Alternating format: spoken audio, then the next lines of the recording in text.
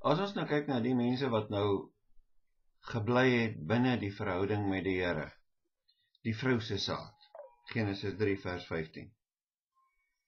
Dan kyk ons nou teenoor Kain se nageslagte na Set se nageslagte.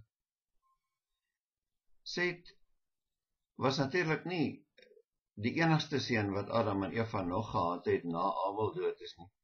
Genesis 5 vers 4 sê Adam en Eva het baie seuns en dogters gehad. En as ons dink dat hulle volmaak deur die Here geskape was, met ander woorde geen belemmerende beletsels gehad het wat maak dat hulle nie kinders kon hê nie. En Adam het 930 jaar oud geword, dan het hy en Eva werklik 'n groot kindertal gehad.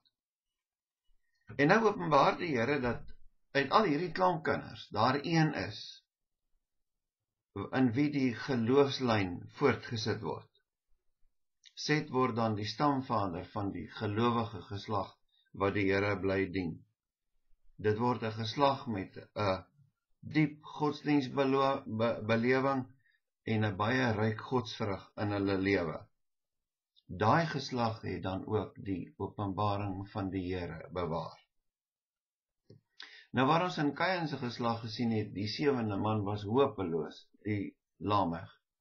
Het ons nou in Set se geslag ook na 7 geslagte 'n uittreksel om te kyk wat het geword van daardie geslag. En dan kom ons op 'n heeltemal kontrasterende groep mense af teenoor die wat uit die geslag van Kain was. Ons kry daar 'n man met die naam Henog. Henog bely God met sy hele lewe. Hy ken die reg van God en hy bely ook die reg van God. Ons lees dit in die Nuwe Testament. Luister wat staan in Judas, vers 14 en vers 15. En Henog, die 7de van Adam af, het ook teen hulle geprofeteer en gesê, kyk, die Here het gekom met sy heilige 10.000-talle om gerig te hou oor almal, en al die goddelose mense onder hulle te straf oor al hulle goddelose werke wat hulle goddelooslik gedoen het, en oor al die harde woorde wat die goddelose sondaars teen hom gespreek het. Hierdie Henog het ook nie baie oud geword nie, toe het die Here hom weggeneem uit hierdie lewe uit. Hy het met God gewandel en hy was daar nie meer nie. En daaruit aanvaar ons, omdat daar nooit geskryf is in die Bybel dat hy dood gegaan het nie, dat die Here hom ook lewend in die hemel opgeneem het, soos Elia. Om eredienste te hou, soos wat ons hou, is glad nie so vreemd nie.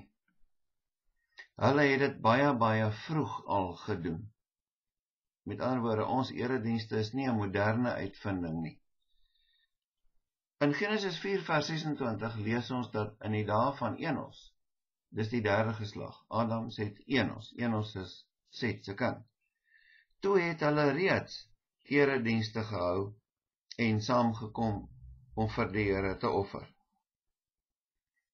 Uit hierdie geslag van Set, wat onmiddellik begin het om eredienste te hou, is daar 'n paar roemryke manne. Henog is natuurlik die een wat uitstaan as die mens met die godvrugtige lewe, maar dan was daar ook nog hierdie man Methuselah, wat 969 jaar oud geword het, die oudste mens wat ooit gelewe het, waarmee die Here ook bewys, prakties in die lewe, dat mense wat naby aan hom wat God is lewe, ook vir jare lank deur God geseën word om te lewe vir hom op die aarde.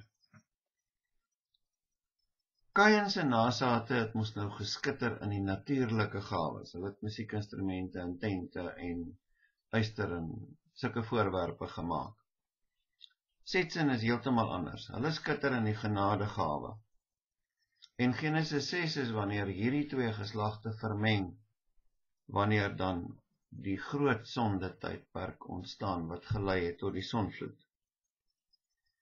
Die skeiding tussen die vrou se saad en die slang se saad gaan dus voort. Daar is voortdurend mense wat uitgesny word uit hierdie lyn wat die Here dien en wat dan verval en wegval in die geslag van Kain of in die slang se saad in. Dit sal dalk goed wees as ons op hierdie stadium net ietsiekie sê oor die aartsvaders. Die Here openbaar hierdie lyn waarin sy geloof en sy koninkryk onder die mense bewaar gebly het. Voor die sonvloed is daar 10 aartsvaders. Hulle is Adam, Set, Enos, Kenan, Mahalalel, Jered, Henoch, Methuselah, Lamech en Noach. En Noach is dan by die sonvloed. Na die sonvloed is daar weer 10 vaders tot by Abraham. Kyk, Noach is nou klaar die 10de een van die vorige lyn van aartsvaders. Dan gaan ons verder met sy seun Sem. Sem, Arpachsad, Selag, Heber, Peleg, Reu, Serach, Nahor, Terah en Abraham. En dan het ons 10 aartsvaders voor die sonvloed, 10 na die sonvloed, en dan is ons met die geskiedenis by Abraham.